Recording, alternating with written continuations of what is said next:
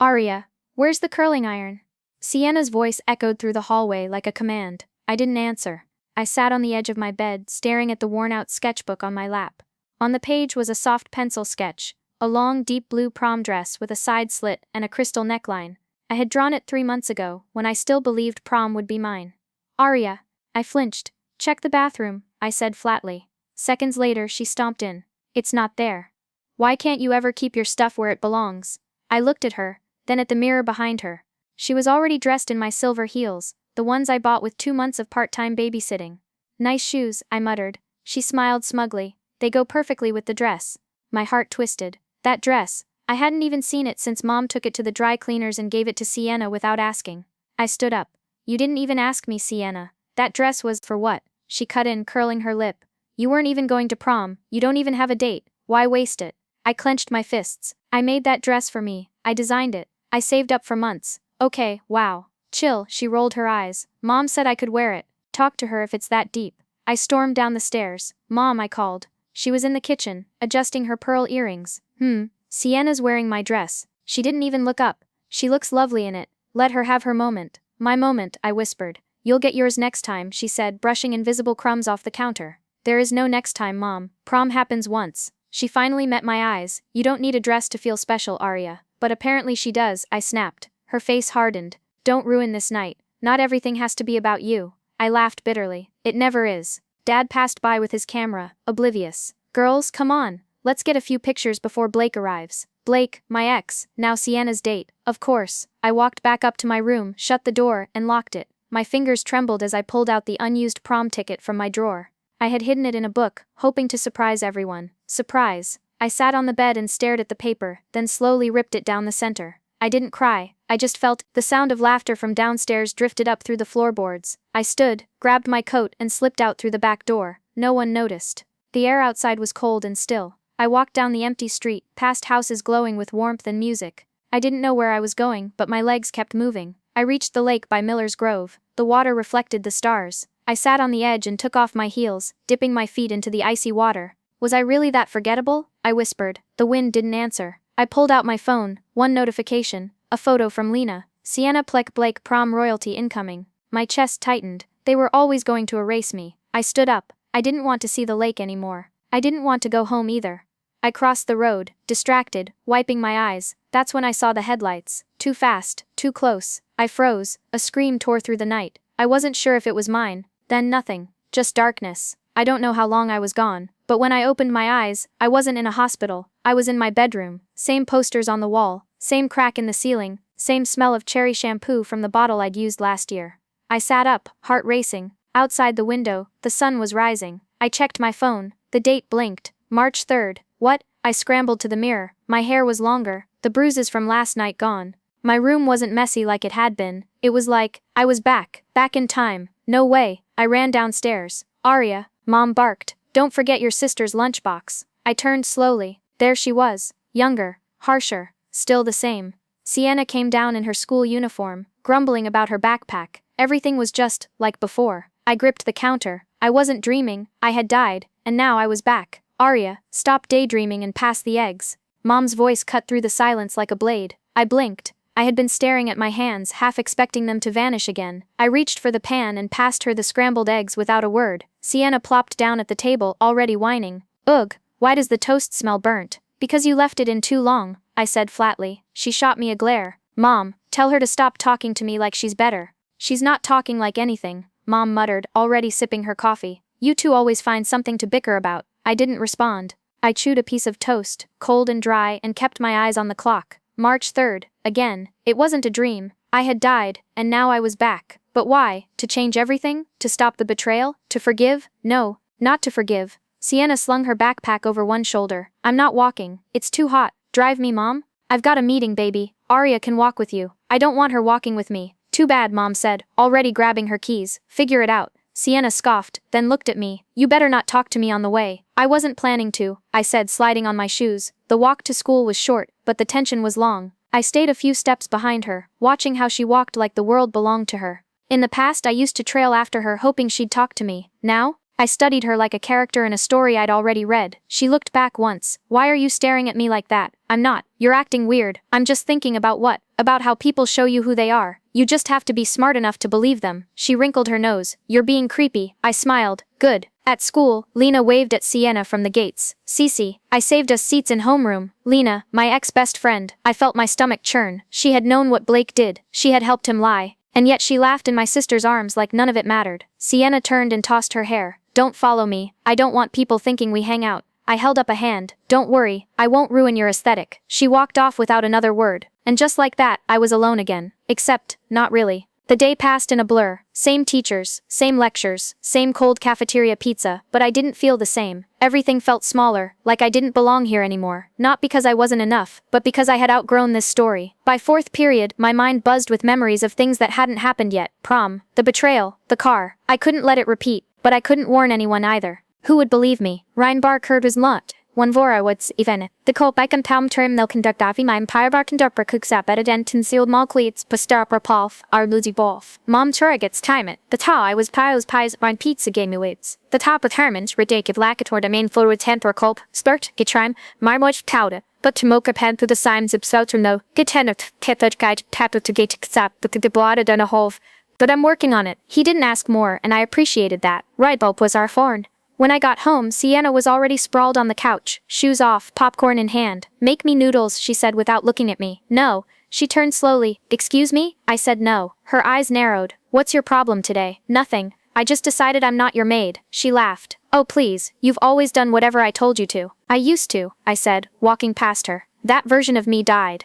In my room, I opened my sketchbook. There it was, the dress. Navy blue, soft fabric, low back. It had taken me weeks to finish the design. And in the old timeline, Sienna had taken it, worn it, lied about it being hers. This time, I'd let her take it, let her believe she had won, because I was planning something bigger. That night, I asked Dad, do you still have that old sewing machine in the attic? He looked up from his paper. Yeah, I think so. Why? No reason. Just redemption. Just gold. I placed the sketchbook carefully on the edge of my desk, tilted just enough so it would catch her eye when she came in. The same design, same page, same trap. I didn't lock it this time. Let her find it. Let her think it was still hers to take. Because this time I was giving her the rope, and watching her wrap it around her own neck. Sienna barged into my room like she always did, without knocking. Where's my serum? I don't have it, I replied without even turning. She rolled her eyes, heading to my dresser. Her gaze flicked to the sketchbook. Hook, line. What's this? She asked, flipping the page. Sync. My prom design. I said, not even bothering to reach for it, thinking of making it. Her fingers traced the drawing. This is good. Really good. Is it new? Old? I shrugged. From a few months ago. I was going to use it for my dress, but I don't think it's me anymore. She stared at it like it was glowing. You're not gonna make it? Nope. She didn't say anything for a moment. I knew what was happening in her head. I had lived this scene before. She wanted it. She always wanted what was mine. That night at dinner, she brought it up. Mom, she asked sweetly, what if I got a custom dress for prom this year? Mom barely looked up from her phone. What's wrong with the racks at Macy's? Sienna huffed. They're fine, but Arya has this old sketch that's amazing. It'd be a waste not to use it. Mom finally glanced at me. What's this sketch? I shrugged. Just something I did last year. She can use it if she wants. Sienna blinked, surprised. Wait, seriously? Sure, I replied calmly, slicing into my chicken. Go ahead. She blinked again. Thanks, I guess. You're welcome. Dad looked between us like he had just missed the punchline to a joke. Later that night she came into my room again. Less storm, more softness. Hey, she said, arms crossed. Why are you being nice all of a sudden? I looked up from my sewing patterns. What do you mean? Letting me use the design. That's not like you. I smiled. Maybe I'm changing. She narrowed her eyes. You're weird lately. Thanks. She hesitated at the door. I mean, it is a really good design. People will be impressed. They should be, I said, looking her dead in the eye. It took a lot of work. She looked unsettled. Good. I nodded. Yeah, I'm just that nice. She gave me a look. What's your angle? No angle. That was true. No angle this time. Just a straight path to the fall. Lena smirked. You're up to something. Maybe. She narrowed her eyes. Well, if you try to ruin her moment. What moment? She blinked. Prom. Oh right, I said. I thought you meant her moment wearing a lie. She looked stunned. I shut my locker. Tell Sienna her crown's slipping. See you in class. The dressmaker was a woman I hadn't met in the last timeline, not until much later. But now I went early. Her shop sat behind a rusted bakery, tiny and quiet, no flashing signs, no online presence, only a gold bell above the door, and silence inside. She looked up when I entered. Her hair was white and tied back. Her fingers looked like they'd sewn stories into every thread they touched. You came early, she said. You were expecting me? She smiled softly. You look like someone who's been here before. I swallowed. I have. She motioned to the chair. What are you looking for? A dress, I said. One that can't be ignored.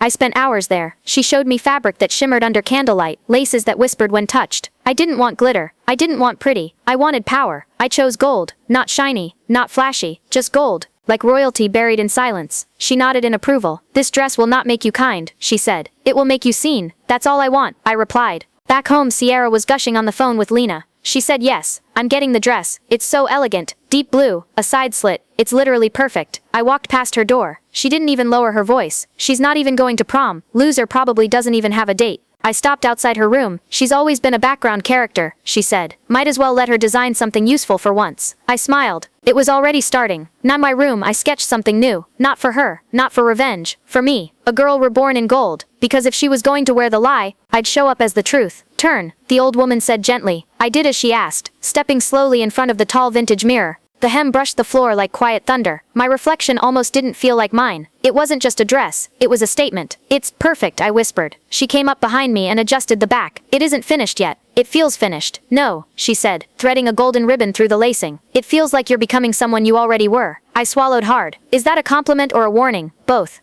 I had returned to her shop every day for a week after school. The tiny bell above the door had started to feel like a second heartbeat. The dress was hand-sewn. No machines. She refused. A machine doesn't understand pain, she'd said. On the fourth day she handed me a box. Inside were golden heels, soft leather, minimal height. I can't pay for these yet, I said. You already did, she replied. I looked up. What do you mean? You paid with silence. And patience. Most girls want to be seen. You want to be remembered. That shut me up. The gold fabric wasn't bright or tacky. It was deep, like candlelight in a cathedral. It shimmered when I moved but never shouted. You understand the power of arriving late? She asked me once while pinning the hem. I used to want to be the first, I said. And now, I want to be the last one standing. She smiled faintly. Then don't look back. At home, Sierra was halfway through her fittings for the blue dress. She squealed every time a new bead was added. Mom bragged on the phone to Lena's mom. Dad just nodded, saying wow a lot. Not one of them asked what I was wearing to prom. Not one of them cared, and I didn't mind. Not anymore. Lena stopped me in the hallway at school. Heard you're not even going to prom. I tilted my head. And? Just weird. Sienna said you gave up. I smiled. Sometimes giving up is just stepping aside. Stepping aside from your own design. It's hers now, I said, keeping my face calm. Let her have it. Lena smirked. You're seriously letting your little sister steal your thunder? No, I said. I'm letting her stand in lightning. She blinked. What does that even mean? You'll see. Prom was 3 days away. The woman was stitching gold thread into the neckline as I stood still, barefoot on the worn floorboards of her shop. I never asked your name, I said. She didn't look up. Names are for people who need to be remembered. I've had my time. You should still have one. She paused. Esme. I smiled. Thank you, Esme. She finally met my eyes. Don't thank me yet. The real dress isn't this one. I frowned. What do you mean? She placed her hand over my heart. This is just fabric. The real dress is what they see when you walk in. With this, she tapped my chest, still beating. On the night before prom, I stood in my room, alone, holding the golden dress against me. I didn't try it on. Not yet. It deserved silence. It deserved shock. Sienna knocked once and barged in without waiting. Ugh, do you have your clear mascara? Mine's clumpy. I reached into my drawer and handed it over. She noticed the garment bag hanging from the back of my door. What's that? I shrugged. Old stuff. Probably going to donate it. She raised an eyebrow. You're not going to prom, right? I shook my head. Nope. Her grin was smug. Well, more attention for me. I didn't answer. She lingered. Kind of weird you're not coming. I mean, after everything. I'm just tired. Of what? Being invisible. I said simply. She laughed. You'll get over it. She left without a thank you. I zipped the garment bag shut.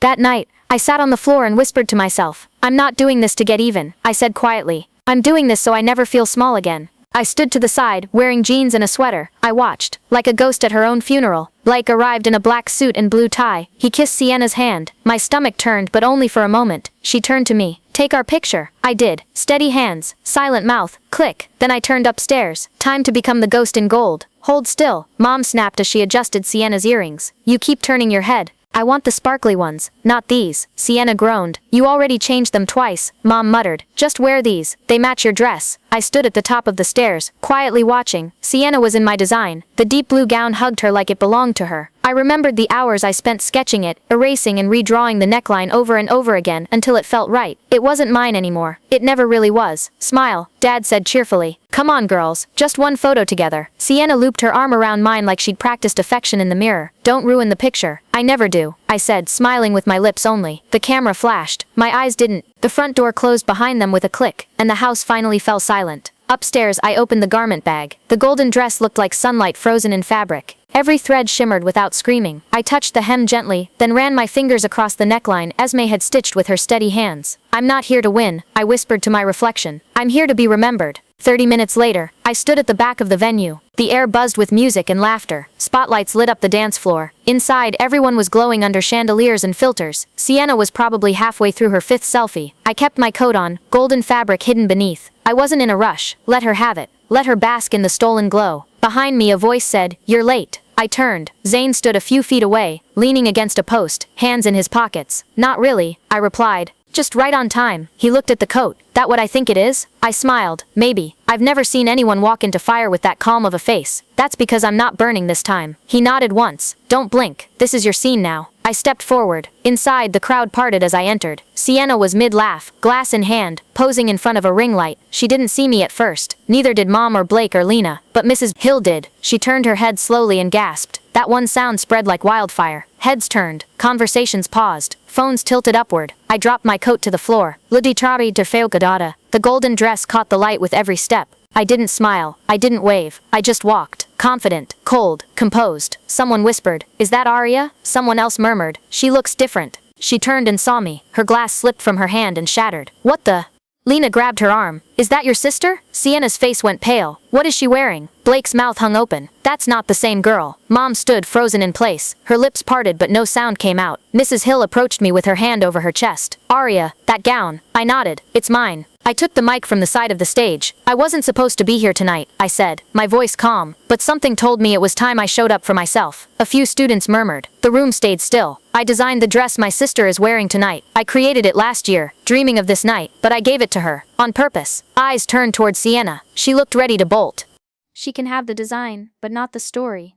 "But not the story." Blake stepped forward. "Arya, wait, we didn't know you were coming." I ignored him. "You never asked if I was. None of you did." Mom called out, "Sweetheart, maybe we can talk." "No," I said firmly. "You only talk to me when you want something from me. This time I'm talking and you're listening." The room fell dead quiet again. "Rabak and Mord I read and I ax Monsieur Sublies and simply you are beaten consider me obaladins de Radkazan. I handed it to you, but don't mistake that for weakness." She clenched her jaw. "Why are you doing this?" "Because I need to remember what it feels like to be seen. And you need to remember how easy it is to lose the spotlight when the real star walks in."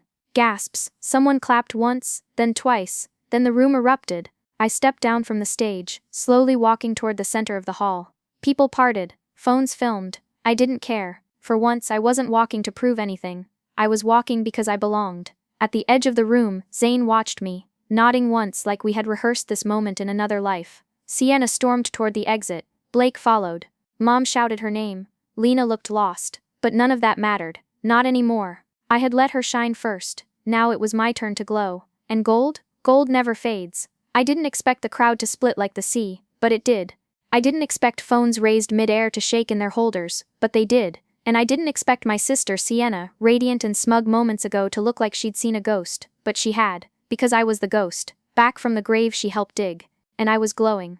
"Arya," she said slowly, blinking like she didn't believe her own voice. I kept walking. I didn't flinch. "You look," someone whispered nearby, "insane, like royalty." Lena grabbed Sienna's wrist. "Did you know she was coming?" "No," Sienna hissed. "She said she wasn't." Blake stepped forward. "Wow, Arya, you look really don't." I raised one finger. "You don't get to speak first." He froze. He actually froze, and that's when I realized I didn't need revenge. I already had their fear. Mrs. Hill approached, hands clasped nervously. "Arya, would you like to join the front table?" "No thank you," I said. "I'm not here to sit." I stepped up to the stage again, this time without asking for the mic. The DJ gave it to me like it was sacred. I faced them. The golden dress caught the spotlight just right. It wasn't just fabric anymore. It was proof I survived, and they were about to hear why. "Hi," I said simply. "I'm Arya." A few awkward laughs. Silence followed. "I wasn't supposed to come tonight," I continued. "Most of you didn't even know I planned to. That's because I didn't tell anyone." I looked at Sienna, who looked like she wanted to vanish. I wanted to let someone else shine this time. Someone who needed attention like oxygen. Someone who wears lies like perfume. The crowd stirred. Sienna folded her arms tightly, lips trembling. "When I designed the dress she's wearing, I imagined it on someone brave, someone kind, someone who didn't lie, or cheat, or take things that weren't hers." Blake whispered something to her. She snapped. "Don't defend me." I continued. "But it was my fault too. I let people treat me like I didn't exist, like I was a placeholder. I kept thinking if I was nice enough, quiet enough, patient enough, maybe someone would finally see me. I looked directly at Mom. She looked away. Then one day, I realized, I don't need anyone's permission to be seen. I stepped down from the stage, walking through the crowd slowly. My voice didn't shake. Blake lied to me. Lena helped him. My sister watched and smiled, and not one adult asked how I was doing. Mrs. Hill looked guilty. Principal Rowan looked like he wanted to disappear. I died once, I said quietly, and when I came back, I decided I'd never beg again. Sierra finally exploded. Oh come on, what is this, some sad movie speech? Everyone turned. Why are you acting like a victim again, she shouted. You gave me that dress. Yes, I said calmly, but I didn't give you my story. You're twisting everything, she snapped. You're just jealous because people actually like me. No, I said, they like who you pretend to be. She looked like she might cry, but no tears came. Blake stepped back, Lena stepped further, and Mom didn't say a word. I faced Sierra, one last time. I let you have the spotlight, but you mistook it for the sun, she scoffed. Whatever. You're so dramatic, and you're so scared, I replied. The crowd gasped again. And that was it. Sienna turned, grabbed her purse, and shoved through the crowd. Outside, I leaned against the cold brick wall. My hands finally started to shake. Zane appeared beside me again, silent. You saw all of that? I asked. Every word. Too much? He shrugged. Just enough. I exhaled. I didn't even plan it. I just spoke truth. I nodded. Feels weird. I didn't destroy her. No, he said. You let her destroy herself. Back inside, the DJ started the music again. But the air had changed. The energy had shifted. Eliza, the quiet girl from homeroom, came up to me. She had never spoken more than 2 words to me all year. Thank you, she said softly. For what? For reminding me that silence isn't always strength. I blinked, then nodded. You're welcome. Later, Mom came outside. She walked toward me slowly. Her voice was low. You embarrassed her. No, I said. She did that to herself. She hesitated. You could have said something earlier. You could have. I tried, I cut in. You didn't listen. She looked down. This isn't the place for drama. It was never the place for me either. She didn't argue, just turned away. Mom, I was inside the venue. They were announcing prom queen. I didn't go back in. I didn't need a crown. I had the last word. And more importantly, I had myself. I woke up the next morning feeling light, lighter than I'd felt in years. Not because I won. I didn't win anything. But because I finally let go of needing to. Mom kept checking her phone, waiting for it to buzz with gossip. And Sierra, she never came down. Mom finally said. I didn't answer. Dad cleared his throat. So, prom looked nice in the pictures, did it? I replied. He nodded awkwardly. You looked, different. Like grown up? Because I am. I pushed back my chair and stood up. I'm going to Grandma's. Mom blinked. Why? She asked for me, I lied. Not really a lie. I think somehow she had. Grandma lived in a sunlit house with peeling paint and warm pillows, the only place where I ever felt seen without having to speak. She opened the door before I knocked. I saw the pictures, she said. You don't even have Facebook. Doesn't matter. Word travels. She handed me tea, and we sat on the porch. So, she said, gold, huh? I smiled.